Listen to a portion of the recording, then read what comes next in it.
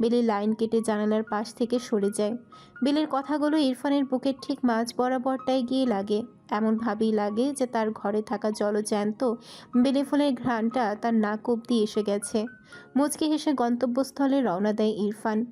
ইয়া রাব্বুল আলামিন, আমি কি আসলেই মানুষ, নাকি এখন মানুষ হয়েছি, নাকি তখনও অমানুষ ছিলাম? যে মেয়েটার সরল মনটা আজও আমাকে চায় কোনো শর্ত ছাড়াই, তাকেই কিনা আমি। আল্লাহ পাক আমার সকল অপরাধ ক্ষমা করুন। নিজের দোষগুলো মনে করে আল্লাহর কাছে ক্ষমা চেয়ে নেয় ইরফান। হয়তো আল্লাহ পাকেরও একই ইচ্ছা, এবার অন্তত সব কিছু ঠিক হোক। রুবি নিজ থেকেই সরে যাচ্ছে, এটাই খটকা লাগছিল ইরফানের কাছে। তার ভাবনা অনুযায়ী রুবি এত সহজে জায়গা ছাড়ার পাত্রী নয়, কিন্তু এত সহজে সব ছেড়ে দিলেও এটাই ভাবাচ্ছে ইরফানকে। রুবি অন্য প্ল্যান করেনি তো? তবে আজ বাকিটা অ্যাডভোকেটের চেম্বারে গেলে বুঝতে পারবে সে। বিকালের দিকে মিনু অনেক জোর করছিল বেলিকে নিয়ে বের হতে। মিনু বেলি নিয়ে এক জায়গায় যেতে চায়, আর তা এখনই। তাছাড়া ইরফানও বাসায় নেই, এই সুযোগে এসে বেলিকে নিয়ে বের হতে চায়। কিন্তু বেলি তো বের হবে না, আর ইরফানকে না জানিয়ে কখনোই না।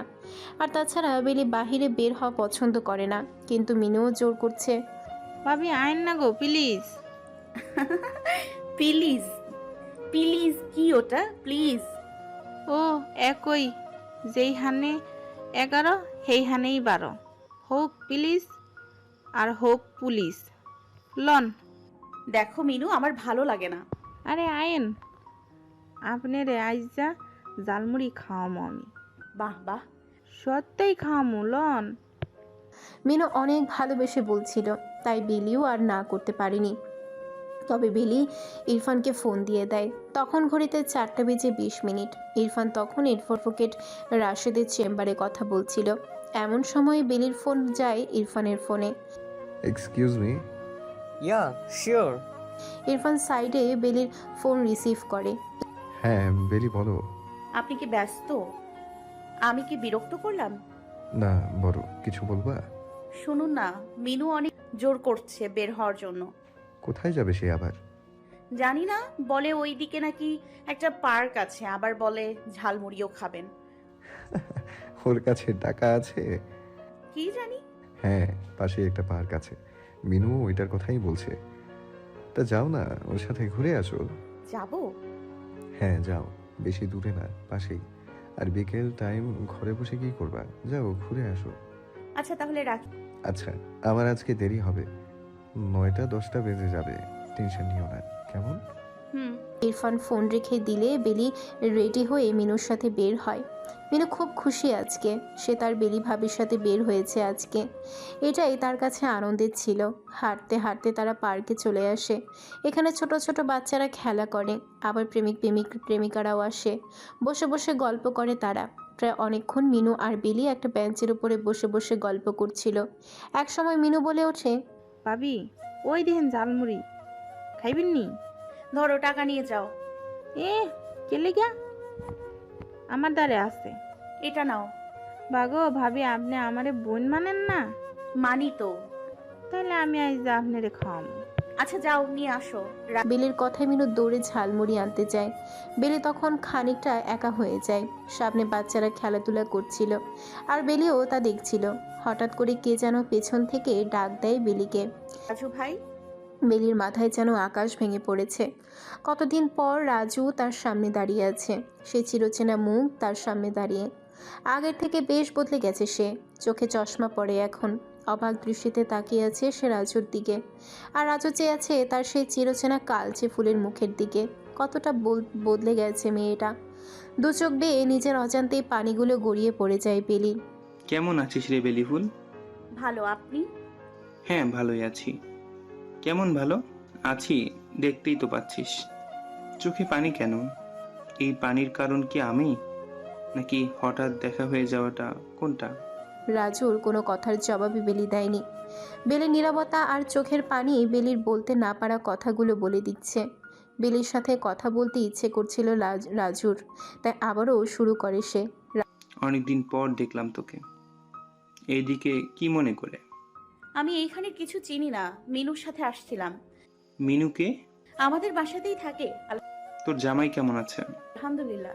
তুই সুখে আছিস তো? রাজুর ভেতরে থেকে বেরিয়ে যাওয়া প্রতিটা কথাই বেলির অন্তরে গিয়ে লাগে। কি করতে যে সে এখানে এসেছিল আর কেনই যে রাজুর সাথে দেখা হয়ে গেল, এটা ভেবে কষ্টে বুক ফাটে তার। সুখ নামক জিনিসটাই তো তার জীবনে ছিল না। সুখটা তার জীবনে হুট করেই চলে আসে, তাই আর বেশি কিছু মুখে আসছে না তার। কিরে, বললি না তো কি সুখে আছিস তো? দেখে কি মনে হয়? বেলির কথা শুনে রাজুর সব কথাগুলো যেন থমকে যায়। তার মানে বেলি ভালোই আছে, খুব সুখে আছে। এরই মাঝে বেলি বলে ওঠে, আপনার কি খবর, বিয়ে শাদী করছেন? না, ও, করেনি? এভাবে আর কতদিন? করতে তো চেয়েই ছিলাম, পারলাম আর কই। রাজুর ইঙ্গিত বুঝতে বেলির সময় লাগেনি। মেনুটাও যে কেন আসছে না, তাড়াতাড়ি বাসায় যেতে পারলে ভালো হতো। দোয়া করি সুখে থাক, ভালো থাক। হুম। রাজু কেন জানি পেছনে ফিরে হাঁটা শুরু করে দেয়, আর একবারের জন্যেও বেলির দিকে তাকায়নি। হয়তো তারও বোঝা হয়ে গেছে তার কালচে ফুল এখন অন্যের হয়ে গেছে। এক বুক হাহাকার নিয়ে চলে যাওয়া রাজুর পথপানে চেয়ে আছে বেলি। এরপর পরই মিনু চলে আসে। বেলিকে দাঁড়িয়ে থাকতে দেখে মিনু তার ভ্রু কুচকে তাকায় বেলির দিকে। ও ভাবি, ভাবি, ও ভাবি, হুম। কি গো, ইরাম আটকাইয়া উঠছেন কেন? কোথায় ছিলে এতক্ষণ? আর কয়েন না, যে এই ভিড় আসিল গো ভাবি। চলো বাসায় যাব। খাইবেন না? আমি এত কষ্ট করে আনলাম। খাবো, তবে বাসায় গিয়ে। বাসায় যাব এখন। ভাবি, আপনার শরীর ঠিক আছে? হ্যাঁ চলো। আচ্ছা চলেন। অন্তরে তার কি ঝড় বইছে শুধু সেই জানে। কোনো রকম বাসায় পৌঁছে রুমে চলে যায় বেলি। বুকে প্রচণ্ড রকম ব্যথা অনুভূত হচ্ছে তার। দরজাটা লাগিয়ে পাশেই ফ্লোরে হাঁটু গেড়ে বসে বেলি। বুকটা ফেটে যাচ্ছে তার, পাগল পাগল লাগছিল নিজের কাছে। দৌড়ে গিয়ে বিছানায় পড়ে বেলি। বালিশ চেপে ধরে চাপা আর্তনাদ করে কাঁদতে থাকে বেলি। আজ কেন, ইয়া খোদা, আজ কেন আবার সে সামনে এলো? আসাটা কি খুব প্রয়োজন ছিল? আমি তো নিজেকে সেই কবেই গুছিয়ে নিয়েছিলাম। যেদিন ওনার ঘরে আসছিলাম সব তো মেনেই নিয়েছিলাম। তাহলে আজকে আবার কেন আল্লাহ? এই কোন খেলা খেলছেন আল্লাহ? আমি তো ওনাকে ভালোবাসি, তাহলে রাজু ভাই আবার কেন এলেন? আল্লাহ পাক, আল্লাহ, আল্লাহ পাক, আমি সব ভুলতে চাই, সবটাই ভুলতে চাই। বেলি কখন যে কাঁদতে কাঁদতে ঘুমিয়ে যায় সে নিজেও বুঝতে পারেনি। ইরফান প্রায় 15 মিনিট যাবৎ দরজা ধাক্কাচ্ছে। কোনো সাড়া শব্দ না পেয়ে আবারও জোরে জোরে দরজায় নক করে। মিনু প্রায় কেঁদেই দিয়েছে।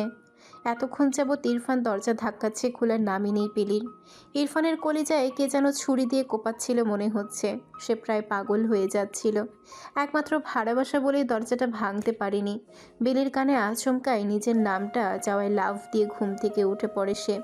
খাট থেকে নেমে দৌড়ে গিয়ে দরজা খুলে দেয় বেলি। বেলি দরজা খোলার সাথে সাথে ইরফান ভেতরে ঢুকে পড়ে রুমের মধ্যে। সাথে সাথে জড়িয়ে ধরে বেলিকে সে। চোখে থেকে অবিরাম পানি পড়ছে ইরফানের। বেলিকে এইভাবে জড়িয়ে ধরতে দেখে মিনু সেখান থেকে সরে যায়। আর বেলি তো প্রায় দম বন্ধ হয়ে আসছে। ইরফান অত্যন্ত শক্ত করে জড়িয়ে ধরে আছে তাকে। দরজা বন্ধ করেছো কেন তুমি? হ্যাঁ, আমি সেই কতক্ষণ যাবত দরজায় নক করছি। কি হয়েছে তোমার? এই সময় তো কখনো ঘুমাও না তুমি। একটু ছাড়েন, দম আটকে আসছে আমার। বেলির কথায় ইরফান বেলিকে হালকা করে দেয়। বেলির সামনে আজ যেন এ এক অন্য ইরফান দাঁড়িয়ে আছে, যার দুটো ভয়ার্ত চোখে শুধু বেলি নিজেকেই খুঁজে পায়। বেলিকে হারানোর ভয়টা কেন যেন তাকে খুব পোড়াচ্ছে। ইরফান পাগলের মতো বেলিকে চুমু খেতে থাকে। কপালে, গালে, হাতে, চোখে কোথাও কমতি রাখেনি। যেন মনে হচ্ছিল তার সামনে একটা বাচ্চা শিশু দাঁড়িয়ে আছে। ইরফান বেলিকে আবারও জড়িয়ে নেয় নিজের মাঝে। বেলিকে পাগলের মতন আদর করে নিজের বুকে জড়িয়ে নেয় সে। কি হলো? তোমার কি হয়েছিল? কিছু না তো। আমি খুব পাইয়েছিলাম। কেন, কি ভাবছিলেন মরে গেছি? বেলির মুখ থেকে মরা শব্দটা শুনে ইরফানের বুকে কামড় পড়ে যায়। বেলির মুখটার সাথে সাথেই চেপে ধরে ইরফান। ঘুরিয়ে এক থাপ্পড় মারবো কিন্তু বেদি। কি সব বলো? আমি আমার জীবন থাকতেও তোমাকে হারাতে পারবো না। আর বারবার মরার কথা কেন বলো, যখন জানো যে এটা আমি শুনতে পারি না? বেলি ইরফানের কথা শুনছে আর ঘড়িতে দেখছে। রাত প্রায় 10টার বেশি বাজে। বেলির আজ কি হয়েছিল এতক্ষণ ঘুমিয়েছে সে, আর ইরফান এত টাকার পরেও সে শুনতে পায়নি। রাতের খাবার পর দুজনেই শুয়ে আছে। ইরফানের মনটা আজ ভালো নেই, কেমন যেন ছটফট করছিল। আজ বিকেলে অ্যাডভোকেটের চেম্বারে রুবিও এসেছিল। সেখানে দেখা হয় দুজনের। অবাক করার বিষয় ছিল রুবি এমন ভাব করছিল যেন সে ইরফানকে চেনেই না, অথচ এই রুবি ইরফানকে প্রেশার ক্রিয়েট করেছিল বিয়ে করার জন্য। রুবির সাথে রুবির বাবাও ছিলেন সেখানে। রুবি তার অ্যাডভোকেটকে জানিয়ে দিয়েছে সে মিউচুয়াল ডিভোর্স চায়, সাথে কাবিনের টাকা। ওদের বিয়ের সময় ইরফান প্রায় 10 লাখ টাকা কাবিন করেছিল, যার মধ্যে প্রায় 3 লাখ টাকা ইরফান বিয়ের দিনই উসুল করে দিয়েছিল। রইল বাকি 7 লাখ টাকা, তা ইরফান তাকে নগদ দিবে বলেছে। আজ পেপারে সাইন করতে রুবির হাত কাঁপেনি, বরং তাকে খুশিই লাগছিল। ইরফানের নিজেকেও হালকা লাগছে আজ। হয়তো 2 মাস পরে একেবারে ডিভোর্স হয়ে যাবে তাদের। রুবি শুধু লাস্টে কিছু কথা বলে গিয়েছিল, যা ইরফানের বুকের মধ্যে তুফান শুরু করে দিয়েছে সেই বিকাল থেকেই, যখন রুবি তাকে বলেছিল, মিস্টার মাহমুদ, আমার এক্স হাজবেন্ড আমার টাকাটা পাই পাই বুঝে নিতে চাই আমি। পেয়ে যাবে। আর হ্যাঁ, ওয়েট অ্যান্ড ওয়াচ, বেলিও তোমার জীবনে থাকবে না। Ruby, don't shout. বেলি নামক কাটা আপনা আপনি সরে যাবে। শুধু মিলিয়ে নিও, তোমার সুখের ঘরে অতি শীঘ্রই গ্রহণ লাগবে। অভিশাপ দিলাম। রুবি। রুবি হাসতে হাসতে বেরিয়ে যায়। তবে রুবির পক্ষ থেকে রুবির বাবা তার কাছে ক্ষমা চেয়ে নেয়। ভদ্রলোকও মেয়েকে নিয়ে ফেঁসে গেছেন, তাই তো আজ বেলিকে এইভাবে দরজার ওপারে দেখে তার কলিজায় পানি ছিল না। ইরফান হুট করেই বেলির দিকে ঘুরে যায়। বেলি তখন ঘুমাচ্ছিল, বেলিকে খুব শান্ত দেখাচ্ছিল। ইরফান তার হাতটা দিয়ে বেলির গাল স্পর্শ করে। আমি তোমাকে হারাতে পারবো না, কখনোই না। তবুও কেন জানি রুবির বলে যাওয়া কথাগুলো শুনে খুব ভয় লাগছে। এই প্রথম আমি খুব ভয় পাচ্ছি রে বেলি। তুই আমার হৃদয়ের মাঝে থাকা সেই ছোট্ট পাখি, যাকে আমি আমার অন্তিম নিঃশ্বাস অব্দি আগলে রাখতে চাই। তবুও কেন জানি বুকটা বারবার কেঁপে ওঠে আমার। আমি তোকে হারাবো না তো? ইরফানের মন বলছে এসব, কিন্তু চোখ বলছে অন্য কিছু। আমি ভালোবাসি রে বেলি, তোকে অনেক ভালোবাসি। সুখময় মুহূর্তগুলো অতিবাহিত হতে বেশি সময় লাগে না। আল্লাহ পাক হয়তো এই নিয়মগুলো একইভাবে করে দিয়েছেন। যেমন বিপদের রাত অনেক দীর্ঘ হয়, সে রাতে ঘুটঘুটে কালো অন্ধকার যেন প্রকৃতিকে গ্রাস করে নেয়। কিন্তু রাত যতই গভীর হোক না কেন, এক সময়ে ভোরের আলো তো ফুটে ওঠেই। ঠিক তেমনটাই এইখানে। বেলির দুঃখের দিনগুলো দীর্ঘ হলেও এখন সুখের দিনগুলো অনায়াসেই পার হয়ে যাচ্ছে। সব মিলে প্রায় 2 মাস পেরিয়ে গেল। ইরফান আর রুবির মিউচুয়াল ডিভোর্স হয়ে গেছে। তাদের দুজনের মধ্যে এখন আর কোনো রকম যোগাযোগ নেই, কিন্তু তবুও কোথাও যেন ইরফানের মনে শান্তি নেই। কিছু একটা যেন তাকে তাড়া করে বেড়াচ্ছে প্রতিনিয়ত।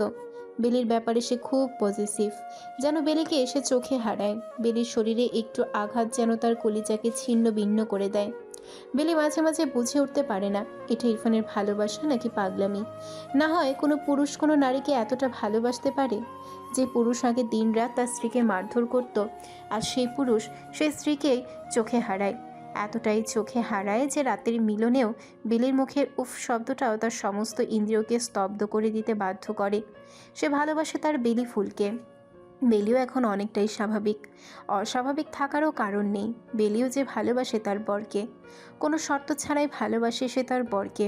জীবনের গল্পগুলো যদিও ছবির মতো হয় না, আবার অনেক সময় ছবিকেও হার মানিয়ে নেয়। ইরফান বেলিকে আবার পড়াশোনা শুরু করতে বলে। সে নিজের করা ভুলগুলো শুধরে নিয়েছে অনেকটাই। এবার বেলিকে পড়াশোনাও করাতে চায় সে। বেলি, হুম। তুমি কেন মানছো না? কি মানছি না?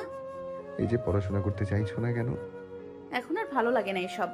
তুমি তো প্রায় শেষ পর্যায়ে চলে এসেছিলে। যা বন্ধ হয়ে গেছে তা শুরু করতে চাই না। এটা কিন্তু ঠিক না। আমি এভাবেই ভালো আছি, এই সবে আর টানবেন না। আমি বুঝলাম না, এই যে তোমার সমস্যা কোথায়? ঘুমিয়ে পড়ুন, অনেক রাত হলো তো। বেলি এসব বিষয়ে কোনো কথাই বলতে চায় না, তাই সবটাই এড়িয়ে যায়। বেলির কেন জানি পড়াশোনায় অনীহা চলে এসেছে। গ্রাম থেকে ইরফানের বাবা এসেছে।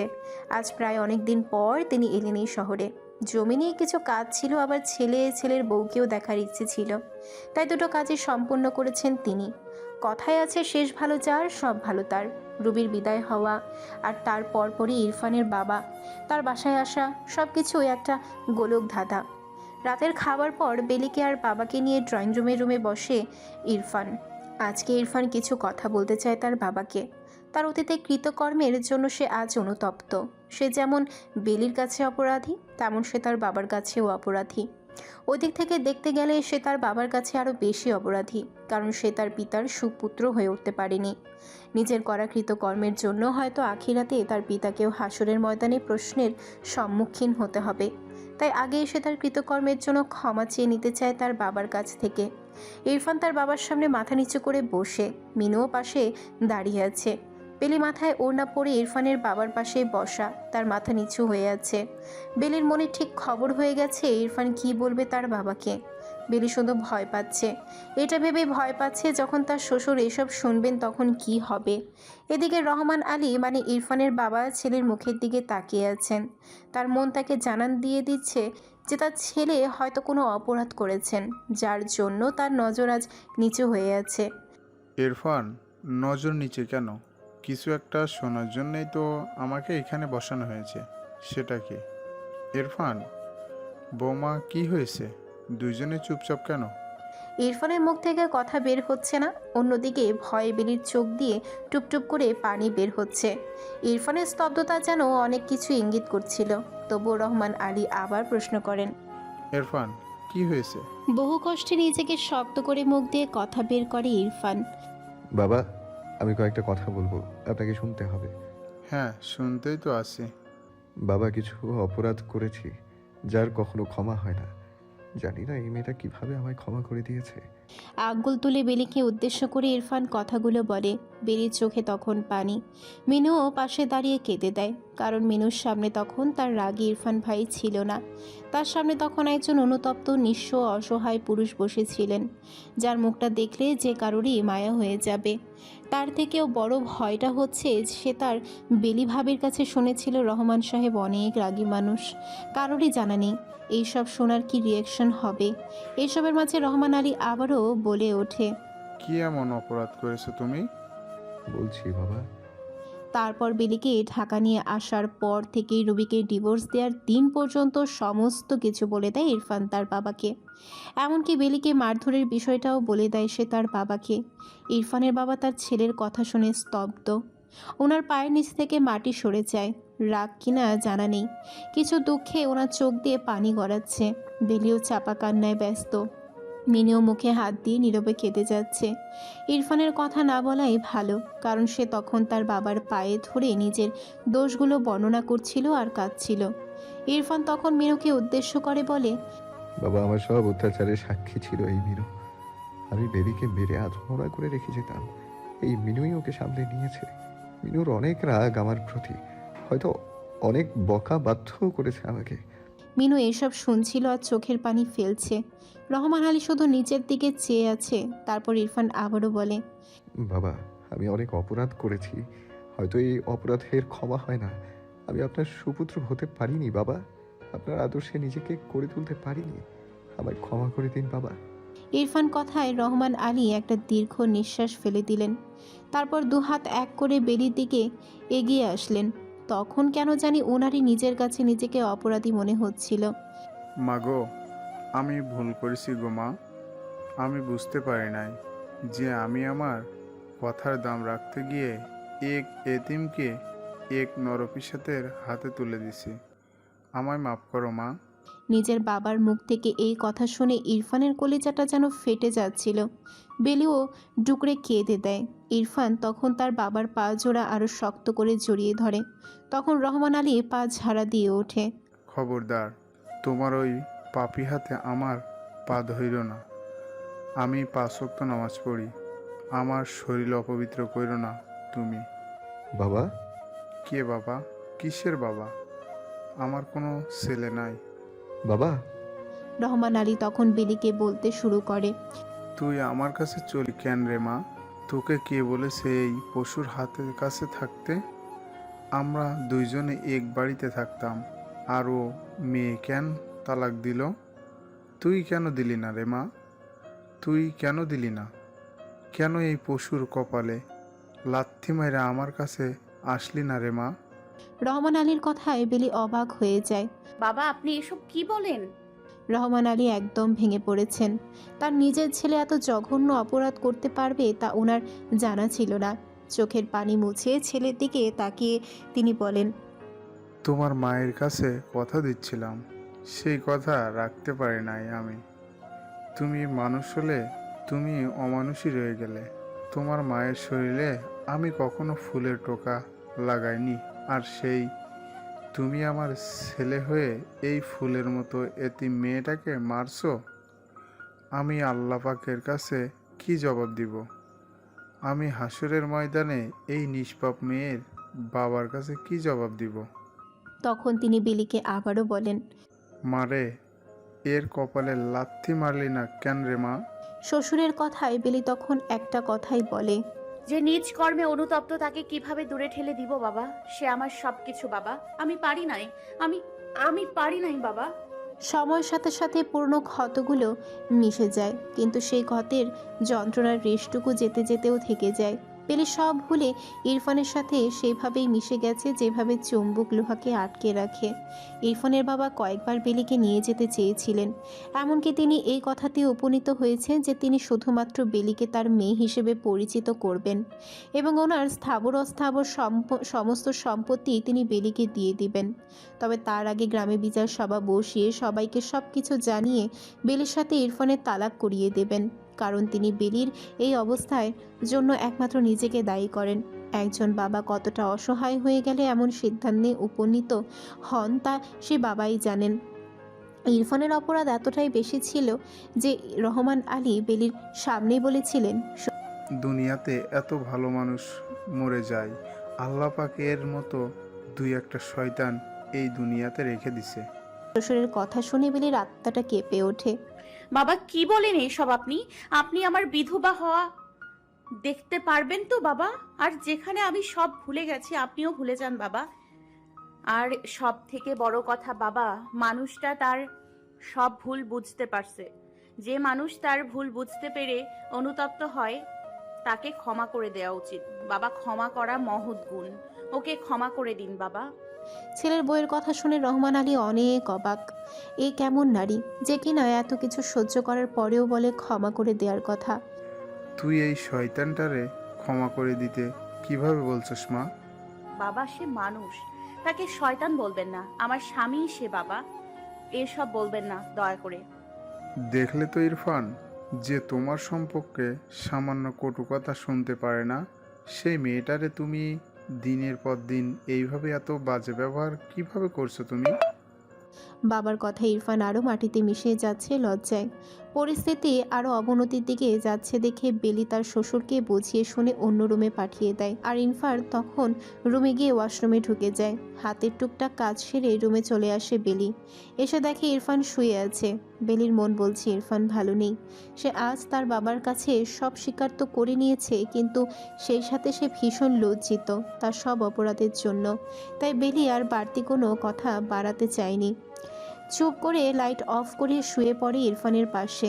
আজ ইরফান ওপাশে মুখ ফিরিয়ে শুয়ে আছে। অন্যান্য দিন ইরফান তার দিকে মুখ করে ঘুমায়, কিন্তু আজ বিপরীত হলো। এই বিপরীতের কারণ হয়তো কিছুক্ষণ আগে ঘটে যাওয়া ঘটনা। জীবনে কিছু ঘটনা ঘটে যায় যার উপর সবার হাত থাকে না, তেমনি ইরফান আর বেলির জীবনে ঘটে যাওয়া এই ঘটনাটিও আপত্তিজনক। তবে আপত্তিজনক হলেও এটা হয়তো নিয়তিই ছিল, হয়তো এটাই তাদের দুজনার ভাগ্যে লেখা ছিল। আজ বেলির মনটা বড় কাতর হয়ে আছে। ইরফান যদি এভাবে থাকে তাহলে সেদিন তার মন বড়ই বিচলিত থাকে। আজ বেলিও অপর পাশে মুখ করে শুয়ে আছে। বৈশাখের ঝড় আজ বেলির অন্তরে বয়ে যাচ্ছে। রাতের মধ্যাংশে বেলি কিছু অনুভব করতে পারে। কেউ একজন তাকে আষ্টে পৃষ্ঠে জড়িয়ে রেখেছে। বেলির পেছন দিকটা কেউ একজন জড়িয়ে ধরে আছে। হাতের স্পর্শ বলে দিয়েছে এ হাতের ছোঁয়া অন্য কারো না, এ হাতের স্পর্শ তার বরের। ইরফান বেলিকে জড়িয়ে আছে। ইরফানের হাতটা সরিয়ে নিয়ে ইরফানের দিকে ঘুরে শোয় বেলি। শান্ত নয়নে ইরফানের দিকে চেয়ে আছে বেলির দিকে। কি হয়েছে? কি দেখছেন? তোমাকে ওইদিকে মুখ করে শুইলেন কেন আজকে? ভালো লাগছিল না। শরীর খারাপ? উহুম। তাহলে আমি কি আসলেই শয়তান? মানুষ কখনো শয়তান হয় না। বাবা কি বললো শুনলে না? বাবা হয়তো কষ্ট পাইছে তাই বলে ফেলছে, আপনি কষ্ট পাইয়েন না। বেলিকে শোয়া অবস্থায় জড়িয়ে নেয় ইরফান। বেলিও ইরফানকে জড়িয়ে নেয়। বেলি ফুল কিভাবে পারিস রে তুই? কিভাবে পারি? এই যে এত উদার কিভাবে হোস? আমি উদার না। আমি পারি না কারোর সাথে খারাপ আচরণ করতে, আর আপনার সাথে তো একদমই না, কারণ আমি আপনাকে ভালোবাসি। কতটা বাসিস ভালো? অনেকটা। হয় না, আজকে মিশে যাই। মিশেই তো আছি আমি আপনার সাথে। আরও মিশতে হবে। তাহলে মিশিয়ে নেন। রাতের গভীরতায় দুজন মানুষের ভালোবাসাগুলো আরও গভীর হয়। কিছু রাগ, কিছু অভিমান, সব কিছু মিলিয়ে যায় একটু ভালোবাসার ছোঁয়ায়। বেলি, হুম। আরেকটা বেলি আসলে কি খুব বেশি ক্ষতি হবে? কাপড়বিহীন লজ্জা চোখে ইরফানের মুখের দিকে তাকায় বেলি। ইরফানের মুখ থেকে বেরিয়ে যাওয়া কথাটা শুনে বেলির কলিজাটা এক লহমায় শান্ত হয়ে যায়। কি হলো বল, আমাদের দুজনের মাঝে আরেকজন আসলে কি খুব বেশি ক্ষতি হবে? বেলি আর কিছু বলতে পারেনি সেই মুহূর্তে, শুধু দুই হাত দিয়ে ইরফানকে জড়িয়ে নেয় আর ইরফানের বুকে নিজের মুখ লুকিয়ে নেয়। সকালের দিকে বেলি নিজে হাতে সব কিছু করে। নাস্তা বানানোর কাজে ব্যস্ত সে। বেলি শ্বশুর আজ চলে যাবেন গ্রামে, ওনার জন্যও রান্না করতে হবে। এদিকে ইরফানেরও অফিস আছে, সব মিলে প্রচুর ব্যস্ত সে। সকালের নাস্তার ঝামেলা মিটিয়ে নিয়েছে বেলি। স্বামী এবং শ্বশুর উভয়ের জন্য নাস্তা রেডি করে টেবিলে সাজিয়ে রেখে দিয়েছে বেলি। মিনুও হাতে হাতে সাহায্য করে দিচ্ছে বেলিকে। অন্যদিকে সকালে ইরফান রেডি হবে, তবে সে তার প্রয়োজনীয় জিনিস খুঁজে পাচ্ছে না। সেখানেও বেলিকে তলব করে সে। বেলি আবার রান্নাঘরের কাজ পেলেই দৌড় দেয় ইরফানের কাছে। সব মিলিয়ে ঘুড়ির মতো উঠতে হয় বেলিকে সকালের সময়টা। ইদানিং ইরফান বেলি ছাড়া কিছুই বোঝে না এবং বুঝতেও চায় না। তার সব কিছুতেই বেলিকে চায়। বেলি না হলেই তার চলেই না, অনেকটা ছোট বাচ্চাদের মতো। তীর ছাড়া যেমন তাদের চলেই না, তেমনি ইরফানের বেলাতেও তাই হয়েছে। ইরফানের ডাকে এসে রুমে আসে। ডেকেছিলেন? জি। আপনি কোথায় থাকেন? আপাতত রান্নাঘরে ছিলাম। আমার ওয়ালেট কোথায়? ড্রয়ারে। আমার লাল ফাইলটা কোথায়? ড্রয়ারে কালকে তো নিজেই রাখলেন। ও এইবার যাই। না, তাই বেঁধে দিয়ে যাও। ইরফানের ছোট ছোট আবদারগুলো বেলিকে বড্ড বেশি বিরক্ত করে, তবুও সে চুপ করে থাকে। বহু কষ্টের পর ইরফানের ভালোবাসা পেয়েছে সে। এই ভালোবাসা হারাতে চায় না বেলি। তাই লক্ষ্মী মেয়ের মতোই ইরফানের সামনে দাঁড়িয়ে ইরফানের বুকের উপর হাত উঠিয়ে ইরফানের টাই ঠিক করে দেয় বেলি। আর ইরফান মনে হয় এই সুযোগটার অপেক্ষাতেই ছিল। ঝট করে বেলির কোমর জড়িয়ে ধরে ইরফান। বেলি একটু নড়ে ওঠে ইরফানের এভাবে ছোঁয়াতে। কি হলো, কারেন্টের শক খেলে নাকি এভাবে কেঁপে উঠলে যে? আমি তো বুঝতে পারছি কি? আপনি এসব করার জন্যই আমায় দিয়ে টাই বাঁধান। আবার হাসি? হাসবো না তো কি কান্না করব? বেহায়া। কি? আমি কি? বেহায়া, আর বেশরম, আর বেলাজ্জা, সেটা কি? যাদের লাজ লজ্জা নাই। হপ। এইবার তো ছাড়ে, নাস্তা করবেন কখন? চলেন। বাবা এসেছেন ডাইনিং এ? তখন তো দেখি নাই, এখন এসেছেন কিনা জানি না। বেলি খেয়াল করে ইরফানের মুখটা মুহূর্তের মাঝে কালো হয়ে যায়। ইরফানের নিশ্চয়ই কিছু মনে পড়ে গেছে, তাই হয়তো হঠাৎ করে মনটা খারাপ হয়ে গেছে। বেলি ইরফানের মুখের দিকে তাকিয়ে বলে, কি হয়েছে? কিছু না। বাবার কথা মনে গেছে তাই তো? না, তেমন কিছু না। বাবা যা বলেছেন সেটা ভুলে যান। হয়তো তিনি মনের কষ্টে বলে ফেলেছেন। জানি আমি অপরাধ করেছি আমি, তাই তো শুনতেও হয়েছে আমায়। হয়েছে তো, বাদ দিন না। চলুন খেতে চলুন। আচ্ছা। নাস্তার টেবিলে এক পাশে রহমান সাহেব আর পাশে ইরফান বসে আছে। বেলিও পাশে বসে আছে ইরফানের। নাস্তার টেবিলে শুধুই নীরবতা বিরাজ করছে। ইরফানের নজর নিচের দিকে, সে চোখ তুলে তাকাতে পারছে না তার বাবার দিকে। আর রহমত আলীও তাকায়নি ইরফানের দিকে। এক পর্যায়ে ইরফানকে উদ্দেশ্য করে রহমত আলী বলে ওঠে, আজকে নজর নিচু করতে হচ্ছে কেন তোমায়?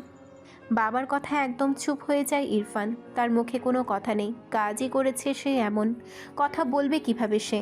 রহমান আলী দম নিয়ে আবারও বলা শুরু করে দেয়, জীবনে এমন কিছু কাজ করতে হয় যেই কাজের জন্য মাথা উঁচু হয়।